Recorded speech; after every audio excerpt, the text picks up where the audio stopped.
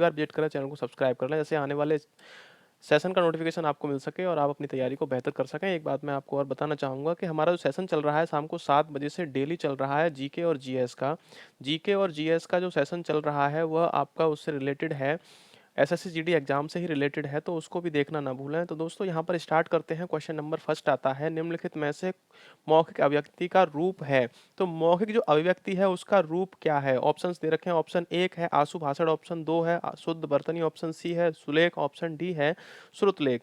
तो फटाफट इसका आंसर बताएंगे 1 2 3 4। और आंसर आपको कमेंट करने का तरीका मैं आपको बता देता हूँ कि जैसे कि 1 है, 1 का आपका अगर 1 आता है तो 1 डैश 1 कर देंगे आप, इसका 1 का 2 है तो डैश 2 कर देंगे, 3 है तो 3 कर देंगे, 4 है तो 4 कर देंगे। इस तरह से आप अपना आंसर कमेंट हमें कर सकते हैं। इसमें ऑप्शन 1 2 3 4 के हिसाब से दे रखे हैं, क्योंकि इसमें ABCD अगर होता तो 1 का ए 2 का बी ऐसे करके आप कर सकते थे, लेकिन यहाँ पर आपको इस तरह से आंसर कमेंट करना है दोस्तों। तो यहाँ पर बात करते हैं इसके आंसर की। तो क्या कह रहा है क्वेश्चन, निम्नलिखित मौखिक अभिव्यक्ति का रूप है। तो आशु भाषण है, शुद्ध वर्तनी है, सुलेख है और श्रुतलेख है। तो इसका करेक्ट आंसर हो जाएगा आशु भाषण। आशु भाषण मौखिक अभिव्यक्ति का शुद्ध रूप है। चलते हैं दोस्तों नेक्स्ट क्वेश्चन पर। अगला क्वेश्चन आता है, हिंदी भाषा में कितनी बोलियां हैं? तो हिंदी भाषा की बोलियों की यहाँ पर बात की गई है। ऑप्शन ए है 1 है, 15 ऑप्शन 2 है, 25 ऑप्शन 3 है, 18 ऑप्शन 4 है, 22। तो 15 है, 25 है, 18 है, 22 है। फटाफट से आप अपना आंसर कमेंट कीजिए, आपका आंसर क्या है? तो जो हिंदी भाषा की जो बोलियों की अगर बात की गई है तो वह 18 बोलियां हैं। कितनी है हिंदी भाषा की? 18। आपका आंसर करेक्ट हो जाएगा ऑप्शन 3। चलते हैं नेक्स्ट क्वेश्चन पर। तद्भव पत्रिका के संपादक कौन है? तद्भव पत्रिका का यहाँ पर बात की गई है कि तद्भव जो पत्रिका है उसके संपादक कौन है? तो ऑप्शन 1 दे रखा है लीलाधर जगूड़ी, ऑप्शन 2 है अखिलेश, ऑप्शन 3 है हरि प्रकाश उपाध्याय, ऑप्शन 4 है विश्वनाथ प्रसाद तिवारी।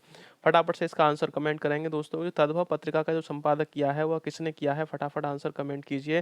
तो इसका जो करेक्ट आंसर है अखिलेश। अखिलेश ने तद्भव पत्रिका का संपादन किया है। तो जो संपादक है तद्भव पत्रिका के वह कौन है? अखिलेश। चलते हैं नेक्स्ट क्वेश्चन की तरफ। अगला क्वेश्चन आता है, 12 बरसलो कूकर जीवे।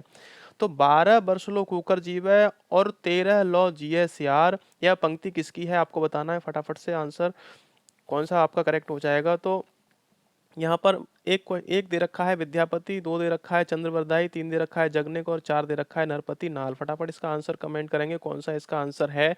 जल्दी से दोस्तों कमेंट कीजिए, इसका आंसर क्या होगा?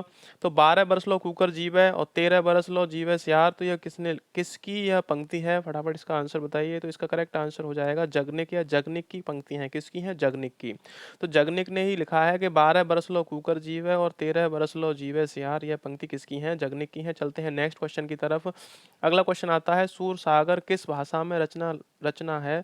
किस भाषा की रचना है? जो सुर सागर है किस भाषा की रचना है? अवधी भाषा की है, बुंदेली भाषा की है, छत्तीसगढ़ी भाषा की है, ब्रज भाषा की है।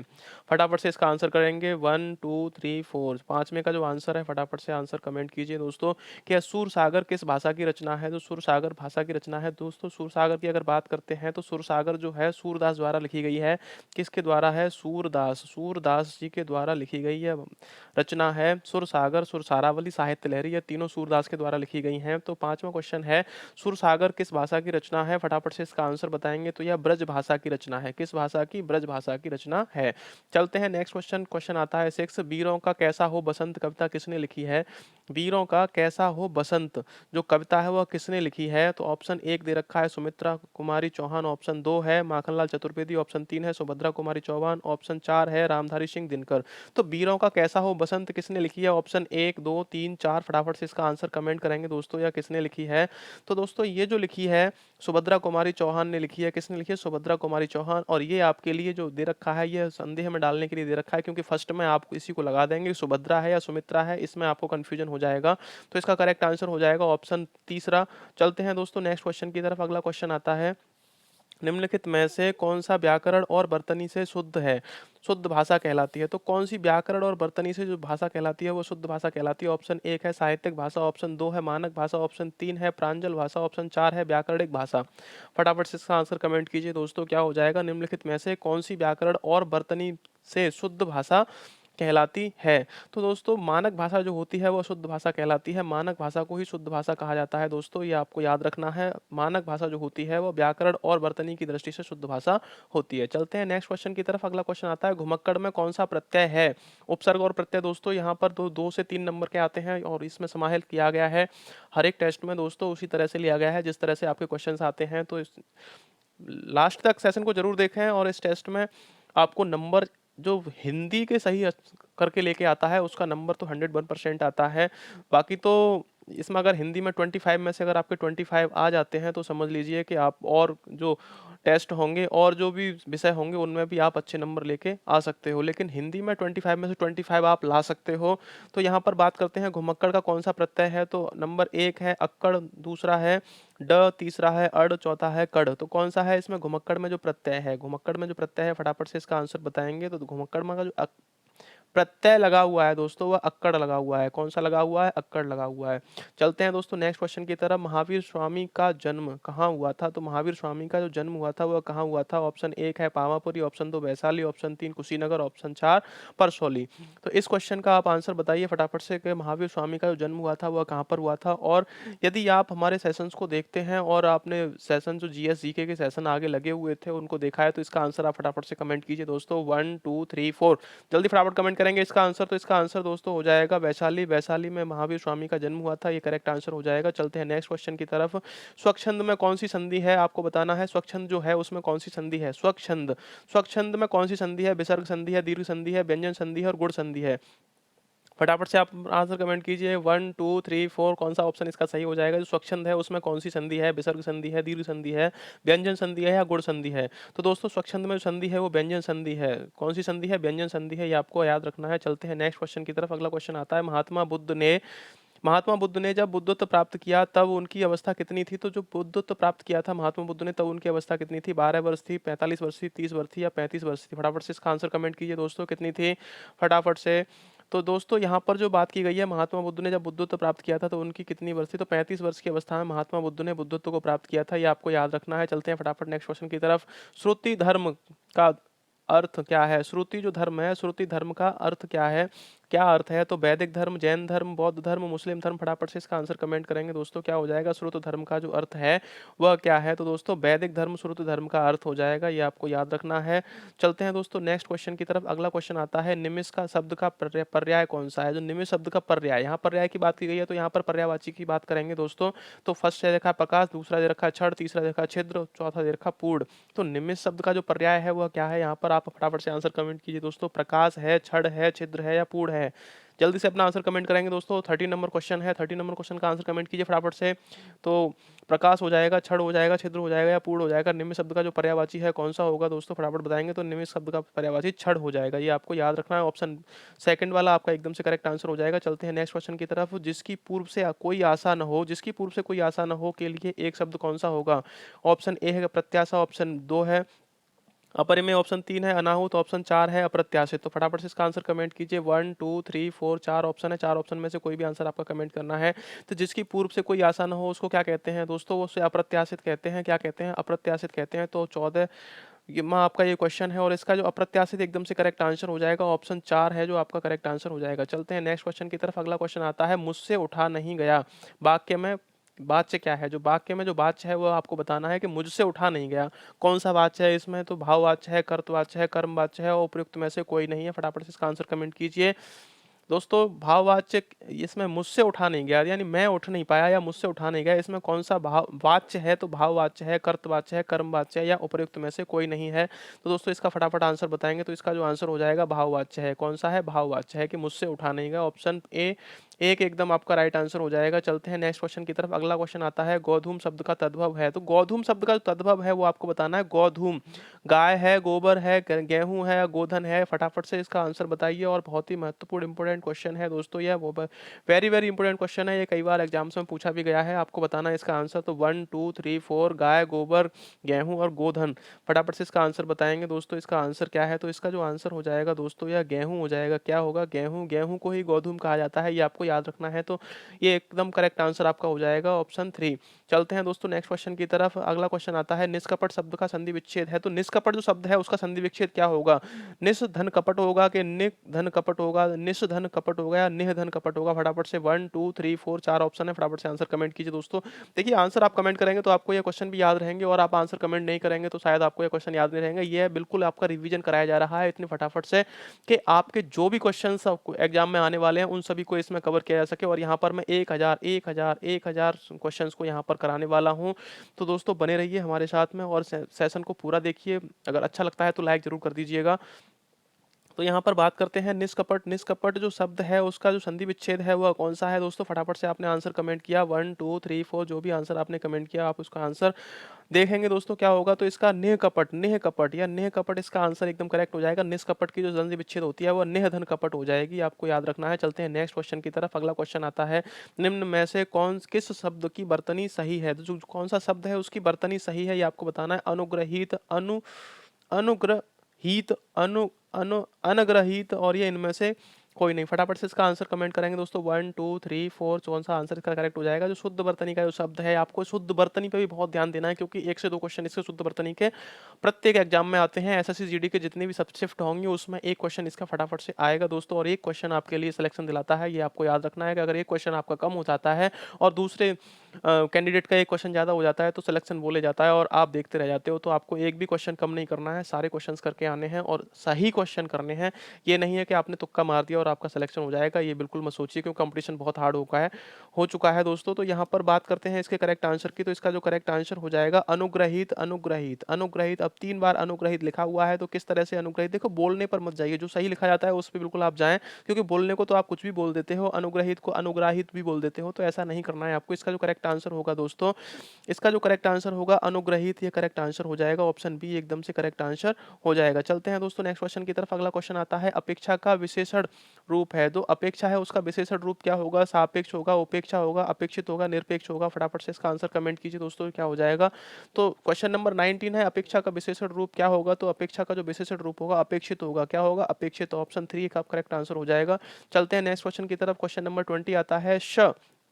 जो श बोला जाता है, श ध्वनि का उच्चारण स्थान कहाँ पे है? दंत है, तालु है, मूर्धा है, दंतालु है?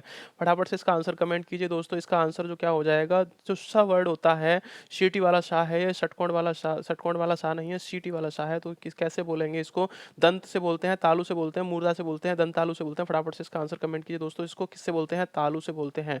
ऑप्शन 2 एकदम करेक्ट आंसर हो जाएगा आपका। यदि आपने यह सीरीज नहीं देखी तो समझ लीजिए कि आप बहुत कुछ गलत करके आने वाले हो। इस सीरीज को एक बार देख कर जाइएगा जिससे कि आपके सारे क्वेश्चन सरल सही हो जाएंगे। अब क्वेश्चन आता है 21 है अत्यंत शब्द। अत्यंत शब्द में प्रयुक्त उपसर्ग है, तो अत्यंत शब्द में कौन सा जो उपसर्ग है वह प्रयुक्त किया गया है? तो अति किया गया है, या अत किया गया है, या अ किया गया है, या अत्य किया गया है? फटाफट से इसका आंसर कमेंट कीजिए दोस्तों, किसका आंसर क्या हो जाएगा?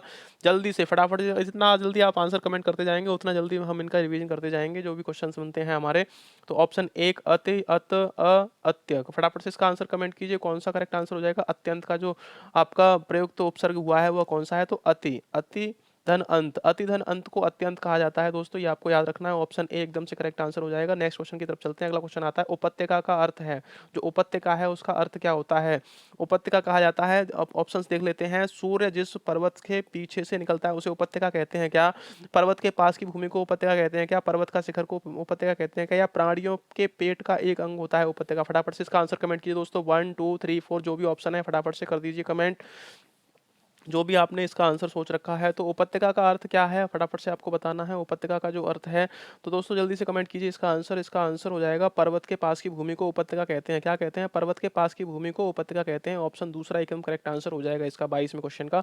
चलते हैं नेक्स्ट क्वेश्चन की तरफ। अगला क्वेश्चन आता है ड का उच्चारण स्थान क्या है? तो ड जो होता है उसका उच्चारण स्थान क्या होता है? कंठोष्ठ होता है, या मूर्धन्य होता है, या नासिक होता है, या कंठतालव्य होता है?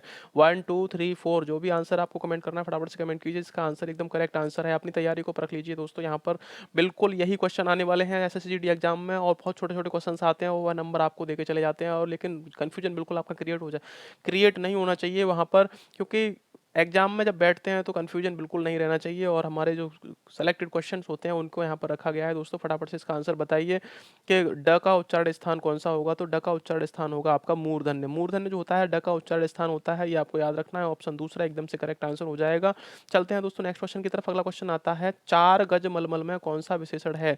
4 गज मलमल में कौन सा विशेषण है। ऑप्शन 1 है संख्यावाचक, ऑप्शन 2 है गुणवाचक, ऑप्शन 3 है सर्वनामिक, ऑप्शन 4 है परिमाण बोधक। तो 4 गज मलमल है, यहाँ पर 4 गज मलमल दे रखा है, उसमें कौन सा विशेषण है ये आपको बताना है। फटाफट से आंसर कमेंट कीजिए। संख्यावाचक है, गुणवाचक है, सर्वनामिक है या परिमाण बोधक है।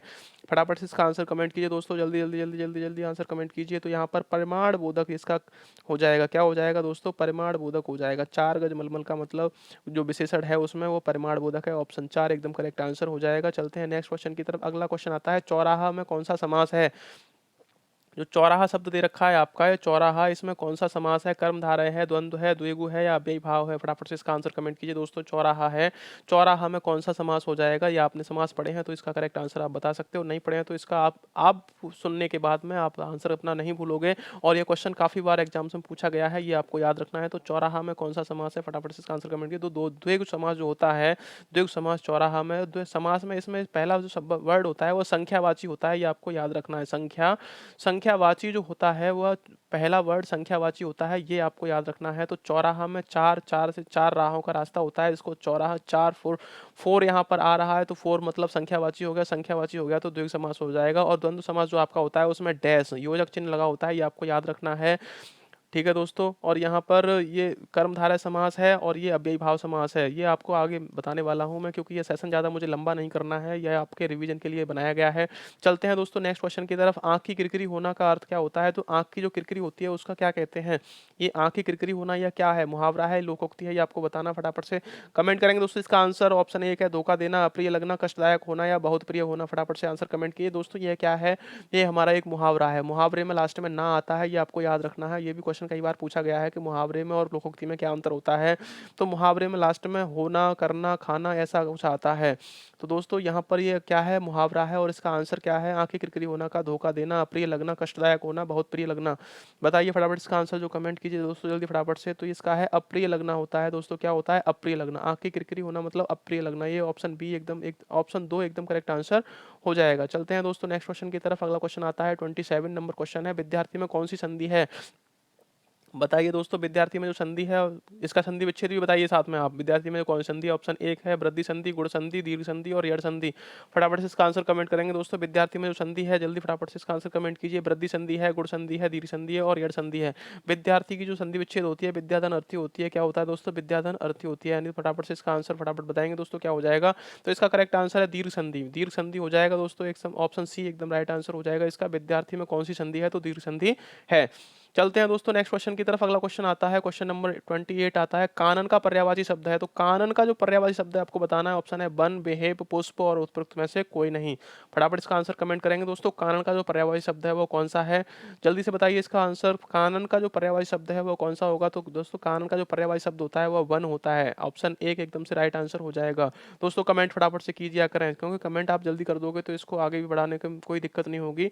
तो कान का जो पर्यायवाची होता है वो वन होता है, ये आपको याद रखना है। चलते हैं नेक्स्ट क्वेश्चन की तरफ। अगला क्वेश्चन आता है, वाक्य विग्रह का अर्थ होता है। वाक्य विग्रह का जो अर्थ होता है वह क्या होता है आपको बताना है। 29 नंबर क्वेश्चन है, शब्दों को जोड़ना, वाक्य रचना करना है, वाक्य खंडों को अलग अलग करके उनका संबंध बताना। ऑप्शन 4 आता है संधि तथा समास बताना। तो जल्दी से बताइए इसका आंसर क्या हो जाएगा, वाक्य विग्रह का अर्थ क्या होता है। फटाफट से इसका आंसर कमेंट कीजिए दोस्तों। 4 ऑप्शन आपके सामने दे रखे हैं, 1 2 3 4। जल्दी से इसका आंसर कमेंट करेंगे। आंसर कमेंट करने का तरीका यही है, 29 लिखा आपने, 1 है तो 1, या 2 है तो 2, या 3 है तो 3, या 4 है तो 4। जल्दी से इसका आंसर कमेंट कर देंगे दोस्तों। फटाफट से इसका आंसर कमेंट कीजिए जो भी इसका आंसर करेक्ट है। तो दोस्तों वाक्य विग्रह का जो अर्थ है, वाक्य विग्रह का जो अर्थ है वह वाक्य खंडों को अलग अलग करने का उनका संबंध बताना है। वाक्य खंडों को अलग अलग करके उनका संबंध बताना ही वाक्य विग्रह होता है, ये आपको याद रखना है। ठीक है, चलते हैं नेक्स्ट क्वेश्चन की तरफ। अगला क्वेश्चन आता है, सुई का तत्सम रूप क्या है। सुई जो है, सुई सुई का तत्सम रूप क्या है, फटाफट से आपको बताना है। नंबर 1 है सुज्जा, दूसरा सिलाही, तीसरा है चौसूची, चौथा है सूच। फटाफट से इसका आंसर कमेंट करेंगे दोस्तों। क्या आंसर हो जाएगा इसका। 30 नंबर क्वेश्चन है, सुई का तत्सम रूप है वो क्या है? सुज्जा है, सिलाई है, सूची है या सूच है? जिसका आंसर जो आप कमेंट करेंगे जल्दी से। और ये क्वेश्चन कई बार आ चुका है एग्जाम में, ये भी आपको याद रखना है और आगे आने वाले एग्जाम में ये आने की इसकी प्रबल संभावना रहेगी दोस्तों। तो फटाफट इसका आंसर कमेंट कीजिए, क्या होगा इसका आंसर? तो इसका है सूची आंसर, चौथा आंसर इसका कमेंट हो जाएगा। कौन सा आंसर? चौथा। सुई का जो तत्सम रूप होता है वो सूची होता है, सूच होता है। चलते हैं नेक्स्ट आगे की तरफ। परसीमन का विलोम क्या है? परसीमन का जो विलोम पूछा है वो क्या है? नंबर 1 असीमन, नंबर 2 ससीम, नंबर 3 निर्सीमन, नंबर 4 है ससीमन। फटाफट से इसका आंसर कमेंट कीजिए दोस्तों। जो परसीमन का जो विलोम है, परसीमन का विलोम यानी विलोम शब्द पूछा गया है यहाँ पर, तो परसीमन का जो विलोम है असीम है, ससीम है, निर्सीमन है या ससीमन है? फटाफट आंसर 1 2 3 4 जल्दी आंसर कमेंट करें दोस्तों। तो इसका जो आंसर हो जाएगा असीमन हो जाएगा। क्या हो जाएगा? असीमन इसका करेक्ट आंसर हो जाएगा। ऑप्शन एक एकदम राइट आंसर हो जाएगा। परसीमन का क्या हो जाएगा? असीमन। चलते हैं नेक्स्ट क्वेश्चन की तरफ। अगला क्वेश्चन आता है धूसर शब्द का पर्याय है। धूसर शब्द का जो क्या पर्याय है ये आपको बताना है। ऑप्शन एक है अश्व, ऑप्शन 2 गर्दभ, ऑप्शन 3 मेघ, ऑप्शन 4 अजा। तो धूसर जो शब्द है उसका पर्यायवाची आपको बताना है। फटाफट से इसका आंसर कमेंट कीजिए दोस्तों। जो धूसर शब्द का पर्यायवाची है कौन सा होगा दूसरा शब्द का? तो गर्दभ यानी गधा का पर्यायवाची है दोस्तों। यह किसका दूसरा किसका पर्यायवाची है? गधा का पर्यायवाची। गधा को क्या बोलते हैं? गर्दभ भी बोलते हैं। तो ऑप्शन 2 एकदम से करेक्ट आंसर हो जाएगा। ये आपको याद रखना है। दूसरा शब्द का जो पर्यायवाची है वो गर्दभ है या गधा भी हो सकता है दोस्तों। चलते हैं नेक्स्ट क्वेश्चन की तरफ। अगला क्वेश्चन आता है धूर्तों धूतों अथवा धूतों अथवा जीवों द्वारा होने वाला दुख वाक्य के लिए एक शब्द है। यानी धूतों अथवा जीवों से होने वाला जो दुख होता है उसके लिए क्या कहते हैं? आदि दैहिक, आदि भौतिक, आदि दैहिक और आत्मघाती। फटाफट से इसका आंसर कमेंट कीजिए दोस्तों। बहुत अच्छा क्वेश्चन है ये। क्वेश्चन ज्यादातर पूछा जाता है और ये कंफ्यूजन में डाल देता है। तो जो जीवों द्वारा दिया जाने वाला जीवों द्वारा होने वाला जो दुख है उसको क्या कहते हैं? आदि दैहिक बोलते हैं या आदि भौतिक बोलते हैं या आदि दैहिक बोलते हैं? दैविक है या दैहिक है ये आपको याद रखना है। और आत्मघाती बोलते हैं। फटाफट इसका आंसर कमेंट करेंगे दोस्तों। इसका आंसर क्या हो जाएगा कि जीवों अर्थात धूतों द्वारा जो दिया जाता है दुख उसको क्या कहते हैं दोस्तों? फटाफट इसका आंसर कमेंट कीजिए। तो आधे भौतिक कहते हैं दोस्तों। क्या कहते हैं? आधे भौतिक कहते हैं इसको। ऑप्शन दूसरा एकदम से करेक्ट आंसर हो जाएगा। जो जीवों द्वारा होने वाला जो दुख होता है वह आधे भौतिक होता है। चलते हैं दोस्तों नेक्स्ट क्वेश्चन की तरफ। अगला क्वेश्चन आता है पंकज में कौन सा समास है? पंकज जो है उसमें कौन सा समास है? द्वंद्व समास है, द्विगु समास है, कर्मधारय समास है या बहुब्रीहि समास है? पंकज में फटाफट से आंसर बताएंगे इसका कौन सा समास है? तो पंकज पंकज किसके लिए यूज किया जाता है दोस्तों? जलज, पंकज, तोयज, बारज, ये किसके लिए यूज किया जाता है? तो दोस्तों ये कमल के पर्यायवाची के लिए प्रयोग किया जाता है। और इसमें समास पूछा गया है तो दोस्तों इसमें बहुब्रीहि समास हो जाएगा। ऑप्शन 4 एकदम करेक्ट आंसर हो जाएगा क्योंकि इसका जो अर्थ निकलता है वह किसी और के लिए निकल रहा है। यहाँ बहुब्रीहि समास में यही बताया जाता है। द्वंद्व समास में योजक चिन्ह, द्विगु समास में आपका जो संख्यावादी शब्द पहला होता है ये आपको याद रखना है। चलते हैं दोस्तों नेक्स्ट क्वेश्चन की तरफ। अगला आता है अयोगवाह कहा जाता है। अयोगवाह किसको कहते हैं ये आपको बताना है। तो महाप्राण को कहते हैं, संयुक्त व्यंजन को कहते हैं, अनुस्वार विसर्ग को कहते हैं या अल्प प्राण को कहते हैं? फटाफट से इसका आंसर बताएंगे दोस्तों। अयोगवाह कहा जाता है। किसको कहा जाता है? अयोगवाह। तो अयोगवाह की यहाँ पर बात की गई है तो अयोगवाह किसको कहा जाता है? फटाफट आंसर कमेंट कीजिए दोस्तों। 1 2 3 4 ये आपका आंसर बताना है फटाफट से। महाप्राण को कहा जाता है, संयुक्त व्यंजन को कहा जाता है या अनुस्वार या विसर्ग को कहा जाता है या अल्प प्राण को कहा जाता है? जल्दी से आंसर का कमेंट कीजिए दोस्तों। इसका करेक्ट आंसर हो जाए अनुस्वार और विसर्ग को अयोगवाह कहा जाता है। किसको कहा जाता है? अनुस्वार और विसर्ग को। ऑप्शन तीसरा एकदम करेक्ट आंसर हो जाएगा 35 नंबर क्वेश्चन का। चलते हैं दोस्तों नेक्स्ट क्वेश्चन की तरफ। अगला क्वेश्चन आता है से। यहाँ पर है से विभक्त निम्न में से किस कारक के लिए प्रयुक्त किया जाता है? तो किसके लिए? कर्ता के लिए, कर्म के लिए, संप्रदान के लिए या कर्ण से के लिए? बताइए दोस्तों इसका करेक्ट आंसर क्या हो जाएगा? 1 2 3 4 जो से है से विभक्त निम्नलिखित में से किस कारक के लिए किया जाता है? जो कारक पूछा गया, कारक आपने याद किए होंगे तो उसमें आपको पता होगा कि किसके लिए से का वर्ड किया जाता है। तो दोस्तों यहाँ पर कर्ता ने तो ने हो जाता है, कर्म को हो जाता है, कर्ण से हो जाता है, कर्ण से हो जाता है और संप्रदान को के लिए हो जाता है। के लिए, संप्रदान को के लिए हो जाता है दोस्तों। ये आपको याद रखना है। तो यहाँ पर 4 ऑप्शन है, 4 ऑप्शन एकदम से क्लियर है। तो यहाँ पर आपका आता है से विभक्ति निम्नलिखित में से किस कारक के लिए प्रयुक्त होता है? तो यहाँ पर एकदम से करेक्ट आंसर आपको मैंने पहले ही बता चुका है। तो से होता है कर्ण से, कर्ण से, कर्ण से। चौथा ऑप्शन एकदम से करेक्ट आंसर हो जाएगा। चौथा ऑप्शन एकदम से करेक्ट आंसर हो जाएगा। चलते हैं दोस्तों नेक्स्ट क्वेश्चन की तरफ। अगला क्वेश्चन आता है दोस्तों आपका क्वेश्चन नंबर आता है 37 क्वेश्चन है। उसने नहाकर भोजन किया।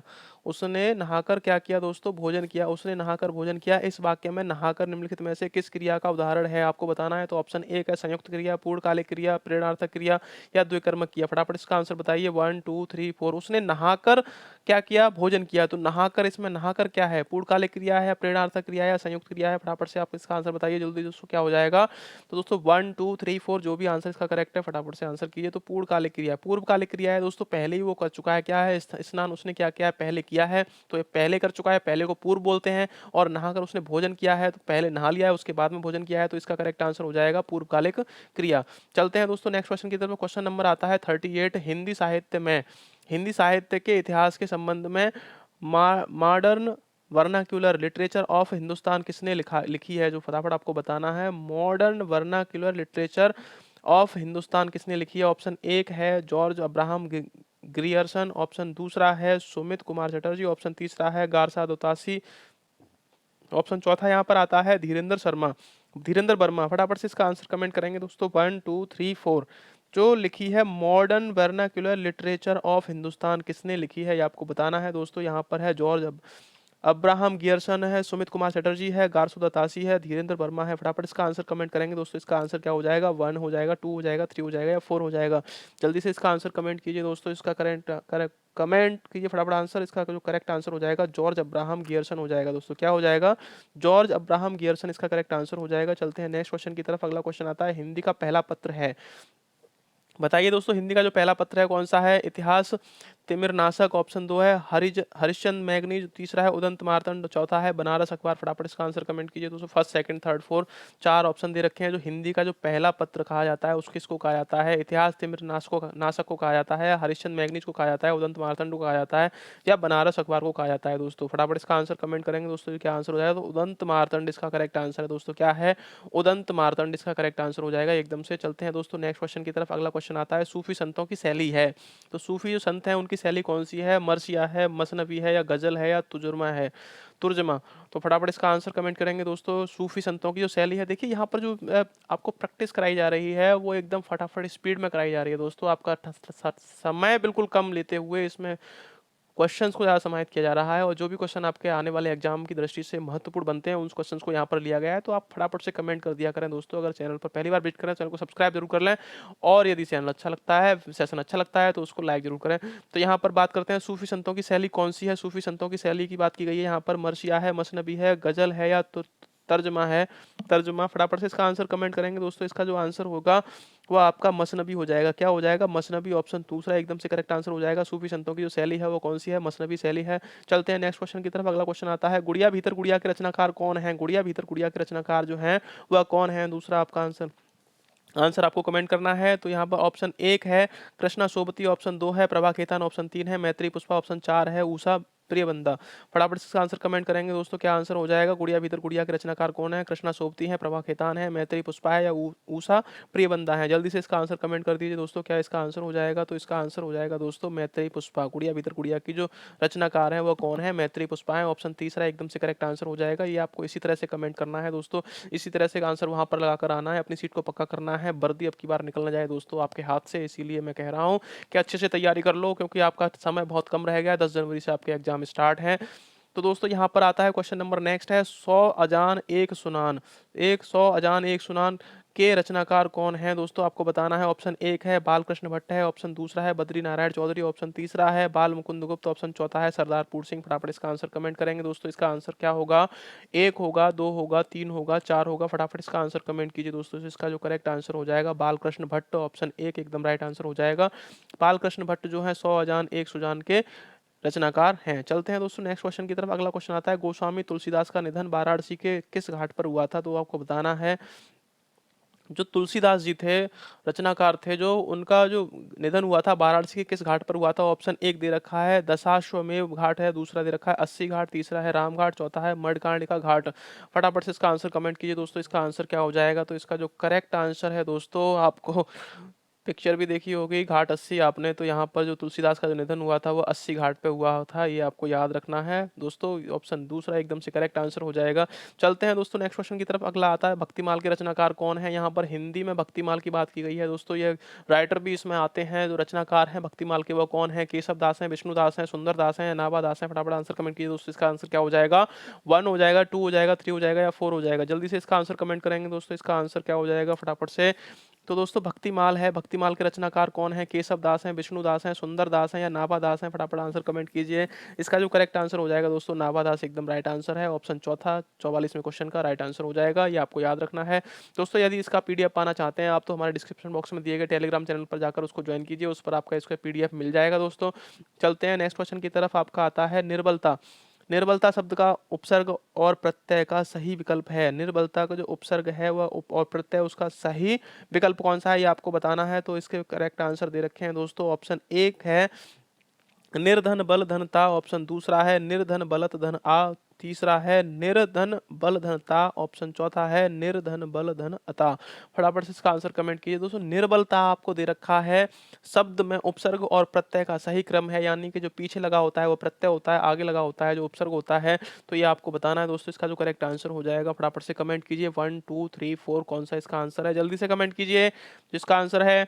तो दोस्तों इसका जो करेक्ट आंसर हो जाएगा, इसका जो करेक्ट आंसर हो जाएगा दोस्तों, इसका करेक्ट आंसर है निर्धन बल धनता। निर्बलता का जो पूरा आपका उपसर्ग और प्रत्यय का संबंध बनता है वह ऑप्शन 3 एकदम राइट आंसर हो जाएगा। निर्धन बल धनता आपका करेक्ट आंसर हो जाएगा। चलते हैं दोस्तों नेक्स्ट क्वेश्चन की तरफ। अगला क्वेश्चन आता है कायर की भाववाचक संज्ञा है। जो कायर है उसकी भाववाचक संज्ञा क्या है? अकायरता, और दूसरा है कायरता, तीसरा है कायरत्व, चौथा है कायरपन। फटाफट से इसका आंसर कमेंट कीजिए। भाववाचक संख्या पूछी है, किसकी पूछी है दोस्तों? कायरता की, कायर की पूछी है। किसकी है? कायर की पूछी है। कौन सी संज्ञा पूछी है? तो भाववाचक संज्ञा पूछी है, तो अकायरता है, दूसरा है कायरता, तीसरा कायरत्व, तो चौथा है कायरपन। फटाफट से इसका आंसर कमेंट करेंगे दोस्तों, इसका आंसर क्या हो जाएगा? तो दोस्तों इसका जो कायर का जो भाववाचक हो जाएगा वो कायरता हो जाएगा। क्या हो जाएगा? कायरता इसका करेक्ट आंसर हो जाएगा। ऑप्शन दूसरा एकदम से राइट आंसर हो जाएगा। कायर का भाववाचक संज्ञा होती है वो कायरता होती है। चलते हैं दोस्तों नेक्स्ट क्वेश्चन की तरफ। अगला क्वेश्चन आता है अपना मतलब निकालने वाला के लिए उचित शब्द क्या है? जो अपना मतलब निकालता है उसके लिए उचित शब्द क्या होता है? स्वार्थी होता है, या आपका स्वार्थपरता होता है, या फिर स्वार्थपरक होता है, या कुटिल होता है? ऑप्शन एक स्वार्थी, स्वार्थपरकता, दूसरा है, तीसरा है स्वार्थपरक, चौथा है कुटिल। फटाफट से इसका आंसर कमेंट कीजिए दोस्तों। जो अपना मतलब निकालने वाला जो व्यक्ति होता है उसके लिए क्या वर्ड यहाँ पर यूज किया जाता है हिंदी में? तो दोस्तों फटाफट बताइए इसका आंसर क्या हो जाएगा? तो इसका आंसर दोस्तों स्वार्थी हो जाएगा। उसको सेल्फिश बोलते हैं इंग्लिश में और स्वार्थी बोलते हैं हिंदी में। दोस्तों ये आपको याद रखना है। अपना मतलब निकालने वाला जिसको क्या उचित शब्द है तो वह स्वार्थी हो जाएगा दोस्तों। चलते हैं दोस्तों नेक्स्ट क्वेश्चन की तरफ। अगला क्वेश्चन दोस्तों यहाँ पर आता है, नेक्स्ट क्वेश्चन है कौन सा वाक्य शुद्ध है? फटाफट से इसका आंसर कमेंट करेंगे। कौन सा वाक्य शुद्ध है? ऑप्शन एक है खेतों में लंबे लंबे घास उग आए, ऑप्शन दूसरा है परशुराम के क्रोधाग्नि ने छतरियों को जला दिया, ऑप्शन तीन है गलियों को चौड़ा करना आवश्यक है, ऑप्शन चार है वृक्षों पर कोयल कूक रही है। ये आपको बताना है। फटाफट से इसका आंसर जो क्या हो जाएगा दोस्तों, जो कि वाक्य शुद्ध होना चाहिए, शुद्ध होना चाहिए। कौन सा वाक्य यहाँ पर ऐसा है जो कि शुद्ध है आपका, ये आपको बताना है। तो खेतों में लंबे लंबे घास उग आए, ये आपको क्या अच्छा लग रहा है वाक्य कि शुद्ध है या अशुद्ध है? दूसरा आता है परशुराम के क्रोधाग्नि ने क्षत्रियों को जला डाला, तो के यहाँ पर आया है ये गलत है। लंबे लंबे घास उग आए यहाँ पर ये गलत है। और यहाँ पर गलियों को चौड़ा करना आवश्यक है, गलियों को चौड़ा करना आवश्यक है, या वृक्षों पर कोयल कूक रही है। तो यहाँ पर वृक्षों लिखा है, वृक्ष पर कोयल कूक रही है, ये करेक्ट हो जाता। और कूक रही है और कूक रही है, अगर वृक्षों पर कोयल कूक रही है यानी ज्यादा कोयल अगर होती तो ये करेक्ट आंसर आपका हो जाता। लेकिन यहाँ पर एक कोयल की बात की गई है। यहाँ पर क्षत्रियों की क्रोधाग्नि, परशुराम की क्रोधाग्नि अगर होता तो यहाँ पर जेंडर वहां पर जो आ रही है मेल फीमेल की बात को अलग किया जा रहा है। यहाँ पर घास उग आए, ये तो घास उग आई अगर होती तो यहाँ पर ये सही हो जाता दोस्तों। तो यहाँ करेक्ट आंसर है गलियों को चौड़ा करना आवश्यक है। तो क्या करेक्ट आंसर हो जाएगा? तीसरा एकदम से राइट आंसर हो जाएगा। चलते हैं दोस्तों नेक्स्ट क्वेश्चन की तरफ। अगला आता है आनंद कादम्बिनी। आनंद कादम्बिनी पत्रिका का प्रकाशन कहाँ होता है, कहाँ से होता है, ये आपको बताना। ऑप्शन एक है बनारस से, ऑप्शन दो है इलाहाबाद से, ऑप्शन तीन है लखनऊ से, ऑप्शन चार है मिर्जापुर से। फटाफट इसका आंसर कमेंट करेंगे दोस्तों। यहाँ पर आनंद जो कादम्बिनी है उसका जो प्रकाशन होता है वह कहाँ से होता है? आनंद कादम्बिनी जो पत्रिका है उसका प्रकाशन कहाँ से होता है? बनारस से होता है, इलाहाबाद से होता है, लखनऊ से होता है, या मिर्जापुर से होता है? जल्दी से इसका आंसर कमेंट कीजिए दोस्तों। क्या आंसर हो जाएगा इसका? 49 नंबर क्वेश्चन है, तो इसका आंसर जो होगा दोस्तों मिर्जापुर। आनंद कादम्बिनी की पत्रिका का जो संपादन होता है, प्रकाशन होता है दोस्तों, वह कहाँ से होता है? मिर्जापुर से। कहाँ से होता है दोस्तों? मिर्जापुर से इसका संपादन होता है, ये आपको याद रखना है। और प्रकाशन इसका कहाँ से होता है? जो आपका मिर्ज़ापुर से होता है। तो दोस्तों इस सेशन का लास्ट क्वेश्चन अगर हम लेते हैं तो यहाँ पर यह है आदिकाल की रचना है, तो कौन-सी आदिकाल की रचना है ये आपको बताना है। तो आदिकाल की रचना है नंबर 1 है खुमार रासो, दूसरा है अखरावट, तीसरा है छत्रसाल दशक, चौथा है दीपशिखा। फटाफट से इसका आंसर कमेंट कीजिए दोस्तों, क्या आंसर हो जाएगा? जो आदिकाल की रचना है खुमार रासो है, अखरावट है, छत्रसाल दशक है या दीपशिखा है? जल्दी से फटाफट इसका आंसर कमेंट करेंगे दोस्तों। इस सेशन में हमने 50 क्वेश्चन को लिया है और अगले सेशन में भी हम 50 क्वेश्चन को लेंगे दोस्तों। इस तरह से आपको टोटली 1000 क्वेश्चन हम कराने वाले हैं। 1000 सेशन क्वेश्चन को हम सेशनों में डिवाइड करके कराने वाले हैं, क्योंकि ज़्यादा लंबा अगर सेशन करता हूं तो आप बोर हो जाओगे, और बोर होने के साथ साथ अगर आप अच्छे से तैयारी करना चाहते हो तो आपको यह सेशन के हिसाब से ही चलाना पड़ेगा। और यहाँ पर आपको हर एक सेशन बहुत ही महत्वपूर्ण है, हर एक सेशन में अच्छे अच्छे क्वेश्चन को लिया गया है। सेशन देखना ना भूलें दोस्तों। और ये सेशन जो हैं आपके, आपको सही समय पर आपके हिसाब से ही इनको दे दिया जाएगा। और 7 बजे का टाइम आप बिल्कुल ना भूलें, क्योंकि 7 बजे जीएस और जीके से रिलेटेड जो भी क्वेश्चंस होते हैं उनको फैक्ट वाइज क्लियर किया जाता है। हमारे सेशन वहाँ पर काफ़ी कंप्लीट हो चुके हैं और आगे सेशन आपके चलते रहेंगे। तो दोस्तों आपको बने रहिए हमारे साथ, और चैनल पर पहली बार विजिट करें चैनल को सब्सक्राइब जरूर कर लें और पास में बेल आइकन को भी दबा लें। इसका जो करेक्ट आंसर आपको बताना है, आदिकाल की जो रचना है दोस्तों, आदिकाल की जो रचना है खुमान रासो जो है, खुमान रासो आदिकाल की रचना है, ये आपको याद रखना है। ऑप्शन ए एकदम से राइट आंसर हो जाएगा। तो दोस्तों ये थे टॉप 50 क्वेश्चंस, अभी स्टार्टिंग हुई है दोस्तों, ये पहला सेशन रहेगा आपके लिए। आगे भी मिलते रहेंगे और सेशंस को लेकर कैसा लगा सेशन लाइक कर जरूर बताएं दोस्तों। और दोस्तों मिलते हैं नेक्स्ट सेशन में, तब तक के लिए नमस्कार।